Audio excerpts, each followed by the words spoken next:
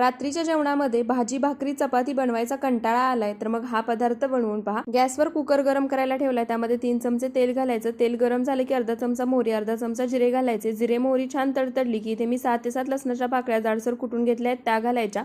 2 हिरव्या मिरच्या मधून चिरून घेतल्या आहेत त्या, 10 ते 12 कढीपत्त्याची पाने घालायची। लसणाचा हिरव्या मिरचीचा कच्चेपणा जाईपर्यंत परतून घ्यायचा।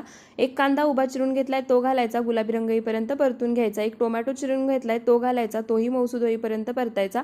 एक वाटी वाटाणा, एक मोठा बटाटा चिरून घेतलाय तोही घालायचा। चवीनुसार मीठ घालून परतून घ्यायचं। झाकण ठेवून 2 ते 3 मिनिटं वाफ काढून घ्यायची। त्यानंतर 1 चमचा कांदा लसूण मसाला, अर्धा चमचा हळद घालायची, पुन्हा परतून घ्यायचं। 1 वाटी तांदूळ 2 ते 3 वेळा स्वच्छ धुवून घेतलाय तो तांदूळ घालायचा। 1 चमचा गोडा मसाला घालायचा, तांदळासोबत मिक्स करून परतून घ्यायचा। ज्या वाटीने तांदूळ घेतलाय त्याच वाटीने 1.5 वाटी पाणी घालायचं।